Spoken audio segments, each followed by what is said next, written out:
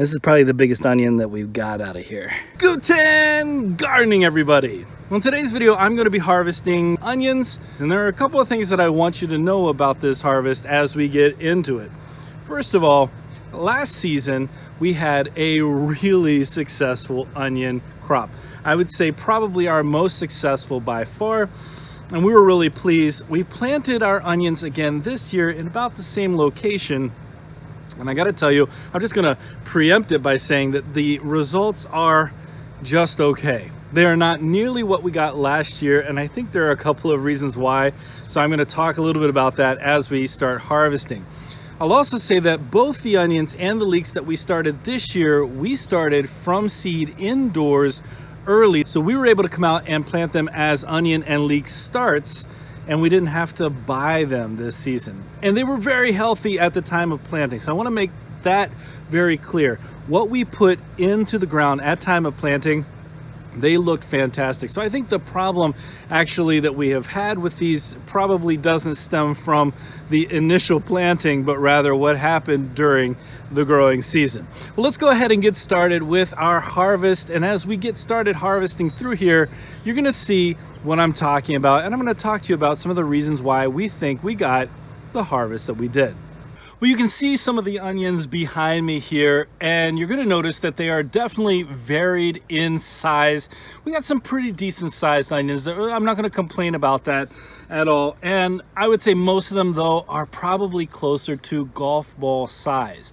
Now, if you're wondering if we're just harvesting too early and they would grow more, what you should know about onions is that you know it's time to harvest once the greens themselves have flopped over.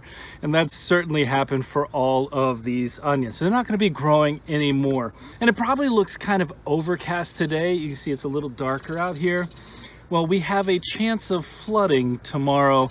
And since these aren't growing anymore, that flooding, the only thing that it's going to potentially do is to cause the possibility of rotting, and so we don't want that to happen. So no matter what the size of this onion harvest is, we don't want it to go to waste.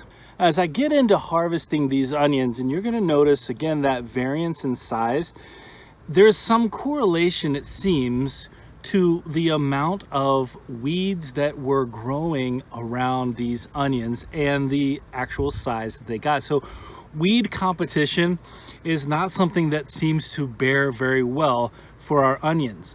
Now, that being said, the onions that we grew at our community garden were all pretty uniform in size, pretty close to baseball size, and they definitely had some weed competition, but I overlaid that area with some of the grass clippings from here, and so that kept a lot of those weeds down, and as a result, I think we got better production.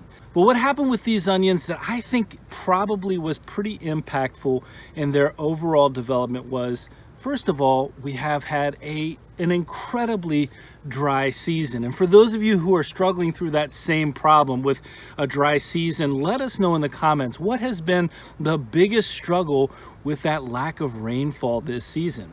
And for us, early on after planting, I mean, we still tried to water, but there was a really long stretch, I think a couple of months, where we got maybe 2 rainfalls, and I don't think I gave them the amount of water they needed.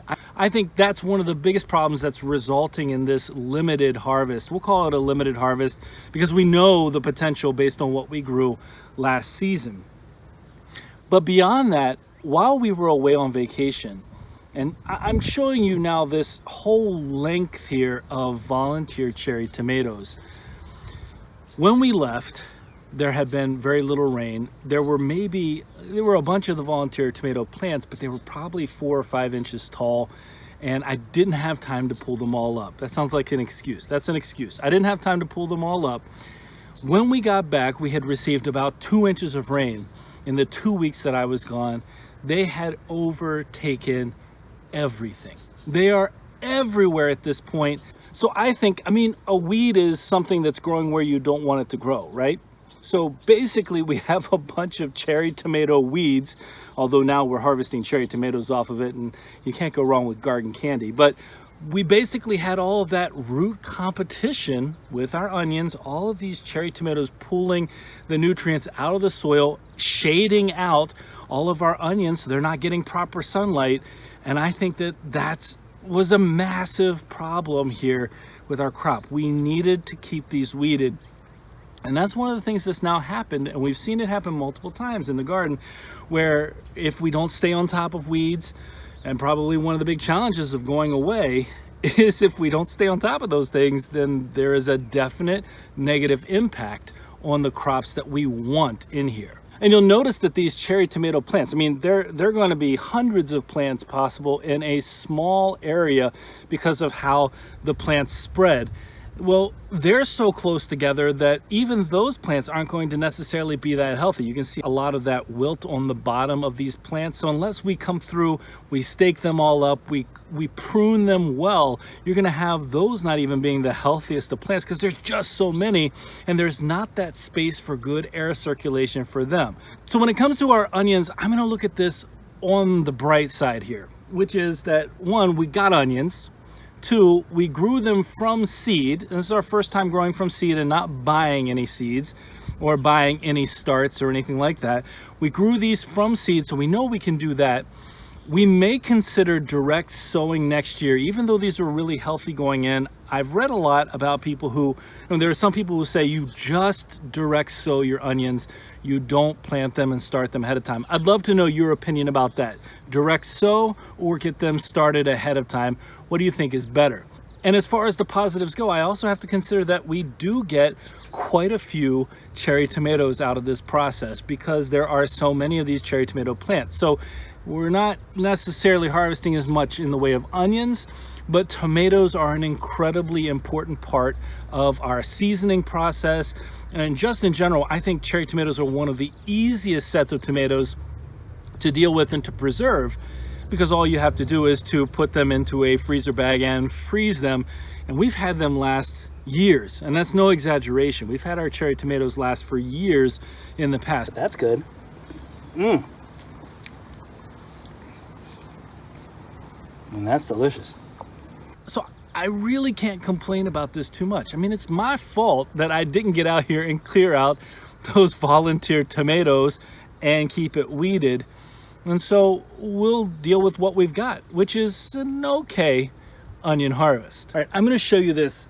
I have to show you this because it's one of the creepiest looking things that is a tomato stem that I've ever seen. You know the little bumps that are on the tomato stem that if you cover with soil, you bury in soil, you'll get some new roots? Well, sometimes the roots start to form in the air. And in my opinion, this one looks like a centipede. Look at this stem. The roots are like an inch long. Wow, I just noticed it. It's not part of the onion harvest, but man, isn't that unique? Well, folks, you can see the difference between last year's harvest and this year's harvest for our onions. That was disappointing, but we've got some pointers now. I think things that we can figure out to say, okay, here's what we're gonna do differently and better next year.